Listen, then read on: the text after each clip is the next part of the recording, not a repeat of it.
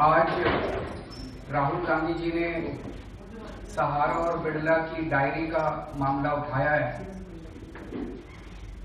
कि सहारा और बिड़ला के कच्चे खातों में प्रधानमंत्री श्री नरेंद्र मोदी जी का नाम है। सहारा और बिड़ला के कच्चे खातों में ये लिखा हुआ है कि नरेंद्र मोदी जी ने बिड़ला से 25 करोड़ रुपए की रिश्वत ली और सहारा से 40 करोड़ 10 लाख रुपए की रिश्वत ली। इसको 15 नवंबर को दिल्ली का जो विधानसभा सत्र हुआ था उसमें सबसे पहले हम लोगों ने विधानसभा के अंदर ये दोनों डायरी रखी थी, ये कागज रखे थे और उसके बाद पूरे देश के अंदर घूम घूम के अभी तक मैं कई रैलियां कर चुका हूं। कल भोपाल में रैली की, मेरठ में रैली की, वाराणसी में, लखनऊ में और कई जगह इस पूरे मुद्दे को उठाया। एक कहावत है, आगे आगे चले हम, पीछे पीछे कांग्रेस आ रही है। तो जो हम उठाते जाते हैं पीछे पीछे कांग्रेस कर रही है, हिम्मत कर रही है, अच्छी बात है। जैसे 10 नवंबर को हमने पहली बार बोला था, 8 नवंबर को नोटबंदी का ऐलान हुआ, 10 नवंबर को हम लोगों ने बोला था कि नोटबंदी एक बहुत बड़ा घोटाला है। उसके पूरे एक महीने के बाद 9 दिसंबर को राहुल गांधी जी ने बोला कि नोटबंदी एक घोटाला है। हमने 15 नवंबर को बोला था कि बिड़ला और सहारा के मामले में रिश्वत ली गई। आज 1.25 महीने के बाद राहुल गांधी जी ने हिम्मत की है ये कहने के लिए कि बिड़ला और सहारा के मामले में रिश्वतखोरी की है प्रधानमंत्री जी ने।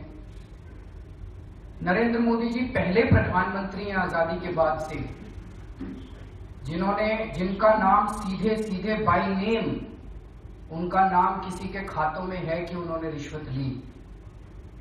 आज तक किसी भी पिछले कुछ प्रधानमंत्रियों के ऊपर आरोप तो लगे, लेकिन किसी का सीधे कच्चे, हर बिजनेसमैन कच्चे खाते रखता है, पक्के खाते रखता है।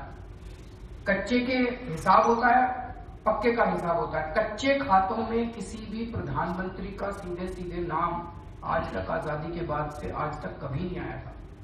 ये बहुत बड़ा संगीन मामला है कि नरेंद्र मोदी जी का सीधे सीधे सहारा और बिड़ला के कच्चे खातों में नाम आया है। लेकिन जिस तरह से इसकी जांच दबाई गई है 2 साल के अंदर, सहारा के मामले के अंदर जो कमिश्नर है, सहारा का जो केस देख रहा है इनकम टैक्स का, वो सीधे अरुण जेटली जी को रिपोर्ट करते हैं। बीच में ना वो चीफ कमिश्नर को रिपोर्ट करते हैं, ना सीबीडीटी चेयरमैन को रिपोर्ट करते हैं, वो सीधे अरुण जेटली जी को रिपोर्ट करते हैं। उनको बदला गया, उनको स्पेशली लाया गया इस केस को दबाने के लिए। जो इस मामले के असेसिंग ऑफिसर है उनको स्पेशली लाया गया इस मामले को दबाने के लिए।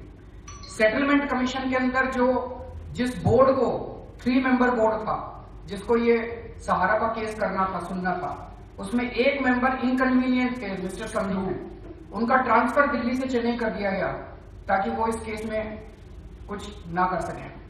सेटलमेंट कमीशन में 1.5 साल लगता है केस को पूरा होने में। इस केस को 1 महीने के अंदर रफा दफा कर दिया गया सेटलमेंट कमीशन के अंदर। क्यों? इससे लोगों के मन में शक पैदा होता है कि मोदी जी ने पैसे लिए थे।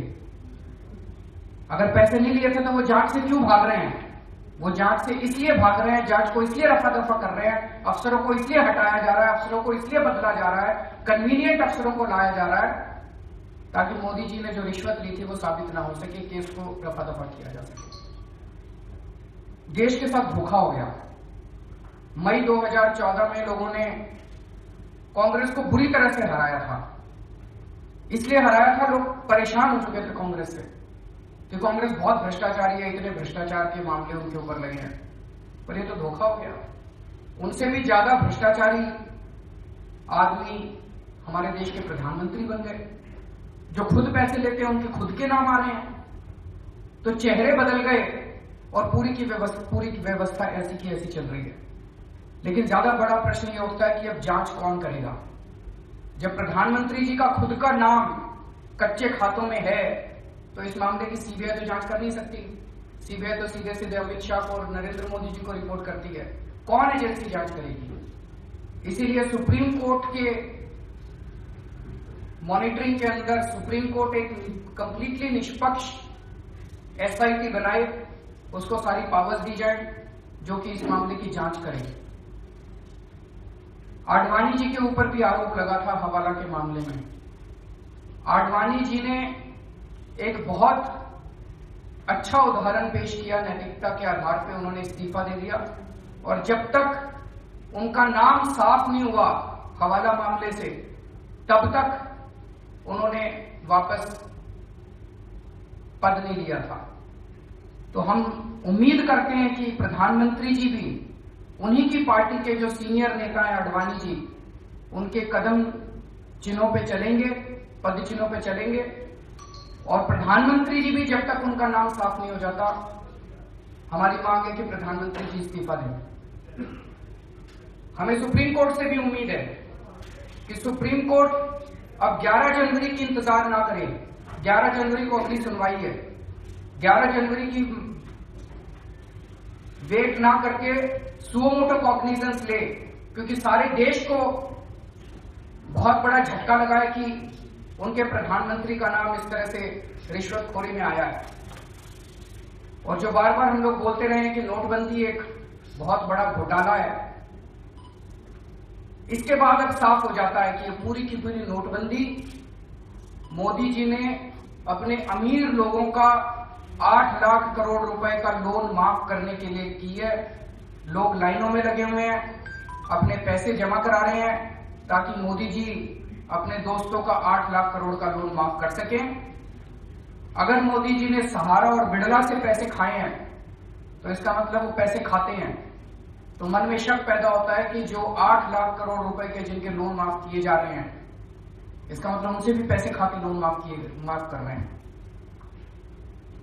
अगर प्रश्न आपके तो सर, सवाल इसमें है कि सुप्रीम कोर्ट 2 दिन पहले क्या चुका है कि कोई सबूत नहीं है, कुछ नहीं है। अब ये सबूत है जी। ये रिपोर्ट अभी अप्रेजल रिपोर्ट कहते हैं इसको, ये इनकम टैक्स डिपार्टमेंट की है, हमारी नहीं है। ये 4 अप्रेजल, जब इनकम टैक्स डिपार्टमेंट रेड करता है तो वहां से जितना सामान उठा के लाता है, उनकी फाइलें, उनके बही खाते, उनके कंप्यूटर, जितना सामान उठा के लाता है उसके बेसिस पे इनकम टैक्स डिपार्टमेंट की इन्वेस्टिगेशन विंग एक अप्रेजल रिपोर्ट बनाती है, जिसके बेसिस पे फिर असेसमेंट ऑर्डर होता है और असेसमेंट ऑर्डर के बेसिस पे टैक्स बनता है। ये अप्रेजल रिपोर्ट अभी तक सुप्रीम कोर्ट में प्रेजेंट नहीं की गई है। ये 4 वॉल्यूम की अप्रेजल रिपोर्ट है बिड़ला के मामले में।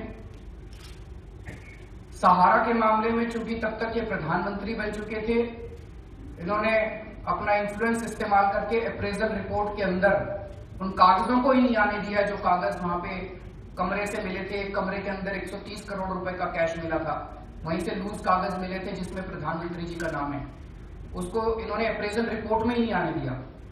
तो इनकी जांच होनी चाहिए। और मैं प्रशांत भूषण जी से भी निवेदन करूंगा कि इस पूरी रिपोर्ट को सुप्रीम कोर्ट के सामने रखे। और अब तो जब पूरे देश के अंदर इतना बड़ा संगीन आरोप लगा है तो इसकी तो जांच होनी चाहिए। हम सुप्रीम कोर्ट से भी निवेदन करते हैं कि वो इसकी जांच कराएं। क्या अभी राहुल गांधी की टेस्टिमनी के इंतजार कर रहे थे? मैं तो रोज ही बोल रहा हूँ जी, टेस्टिमनी किस लिए? आज कुछ खास है? नहीं, मैं तो मीडिया से पूछना चाह रहा हूँ कि मीडिया वाले राहुल गांधी की टेस्टिमनी का इंतजार कर रहे थे। हमने असेंबली में प्रेजेंट किया, मीडिया ने क्यों नहीं चलाया? मैंने मेरठ में रैली की, मीडिया ने क्यों नहीं चलाई? मैंने वाराणसी में रैली करके ये सारे कागज हर जगह लेके घूम रहा हूं मैं पिछले 1 महीने से, पूरे देश में लेके घूम रहा हूं। मीडिया वाले क्या राहुल गांधी जी के टेस्टिमनी का इंतजार कर रहे हैं? तो भाई आप ही से पूछ रहा हूँ मैं आपसे। कांग्रेसियों के भी क्या नाम है? सिर्फ कुछ कहते हैं कि कांग्रेसी। हाँ जी, इसमें है जो सहारा वाला केस है, मैं पढ़ देता हूँ इसमें जो नाम है। मेरा चश्मा, इसमें सीएम दिल्ली उस टाइम जो थी उनका नाम है, सीएम मध्य प्रदेश का नाम है, सीएम छत्तीसगढ़ का नाम है, नरेंद्र मोदी जी की 7 एंट्री है। इसमें बीजेपी के भी एक स्पोक्स पर्सन, मेरा चश्मा आ गया, मैं भी पढ़ दूंगा, पूरी लिस्ट पढ़ दूंगा, इसमें कई लोगों के नाम है।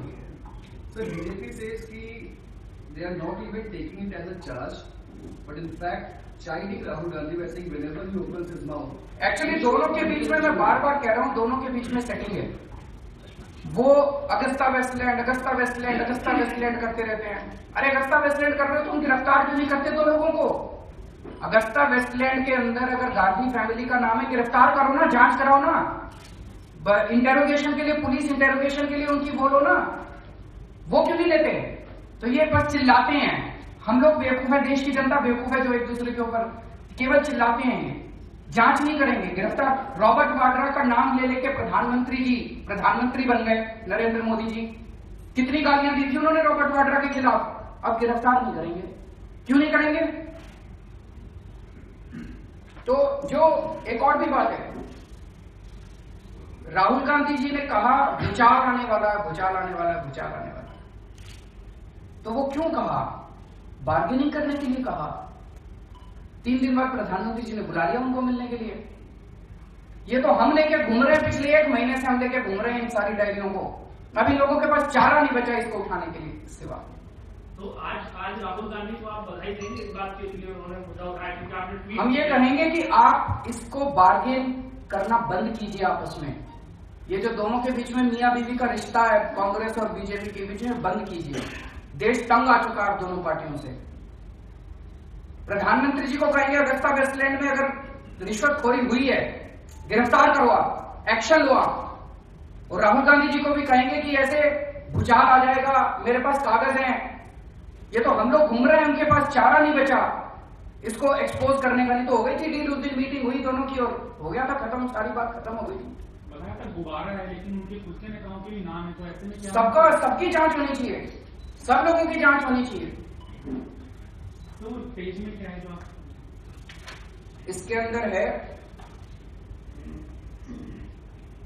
शाइना एनसी, उनकी स्पोक्स पर्सन है, उनका नाम है। सीएम दिल्ली उस टाइम शीला दीक्षित जी थी। सीएम एमपी की 2 एंट्री हैं। सीएम छत्तीसगढ़ का नाम है। मोदी जी की 7 एंट्रीज हैं। उसके बाद और कई सारी एंट्रीज हैं जो कि बीजेपी ऑफिस कोई अरुण जैन है, उनका नाम है। ये बड़ा इंटरेस्टिंग है। सीएम एमपी की जो एंट्री है ब्रैकेट में, उसमें उनके डिप्टी सेक्रेटरी का नाम भी है। इसका मतलब पैसे उसके हाथ में डिलीवर। श्री नीरज वशिष्ठ। कल मैं जब मध्य प्रदेश में रैली करने गया था, जैसे मैंने ये बोला जनता चिल्लाने लगी, सर नीरज वशिष्ठ तो डिप्टी सेक्रेटरी है उनके ऑफिस में।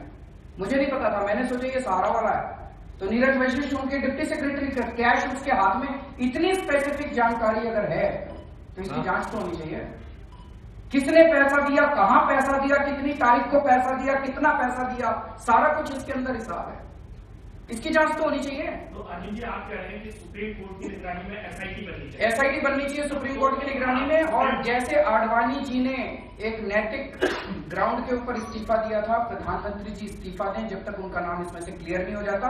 और इस देश को जो उन्होंने नोटबंदी की वजह से झोंक दिया है, पूरी अर्थव्यवस्था को शैटर कर दिया है, इसको बंद करें, नोटबंदी को वापस लें। तो क्या आप सुप्रीम कोर्ट जाएंगे इस मांग? प्रशांत भूषण जी हैं इतने बड़े वकील हैं, तो आप जाएंगे? क्योंकि आप भी तो सबको जाने की जरूरत नहीं है, हम ये कागज उनको पहुंचा देंगे। एक ही आदमी, बात तो एक ही है। तो आप प्रशांत भूषण से इनको ये सारे कागज दे देंगे, पहुंचा देंगे। सर गेस्ट टीचर्स काफी नाराज थे आज। वो भी मैं बोलना चाह रहा हूँ। जब जैसे मेरी गाड़ी निकली, बाहर काफी लोग खड़े हुए थे, वो गेस्ट टीचर्स थे, डंडे लेके खड़े हुए थे। बीजेपी वालों ने भेजे थे कि कांग्रेस वालों ने भेजे थे, गेस्ट टीचर्स ने विरोध नहीं किया। अंदर जब मैंने बात कही, वो उनका एक ही मुद्दा था जी लागू कब होगा। आज आप ऐलान तो कर रहे हो, मैंने कहा एलजी साहब लागू करेंगे।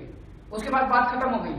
बाहर जिन लोगों ने प्रदर्शन किया और जिन लोगों ने वायलेंस किया और सड़क को रोका, वो गेस्ट टीचर्स नहीं थे। कौन लोग थे? वो या तो बीजेपी के भेजे हुए थे, कांग्रेस के भेजे हुए थे। सर आइरोनिकल रॉबर्ट वाड्रा ने कहा है कि डिमोनेटाइजेशन से उनको बड़ा दुख हो रहा है and he is very pain after this move by the government. उनकी पेन होने से क्या फर्क पड़ता है देश को? Anil ji Swati Maliwal chargesheet, this is all vendetta politics. LG साहब जिस तरह से एजेंट बन गए हैं केंद्र सरकार के और दिल्ली सरकार के हर काम में अड़चन अड़ाने की कोशिश कर रहे हैं, वो तो पूरा देश देख रहा है। Thank you.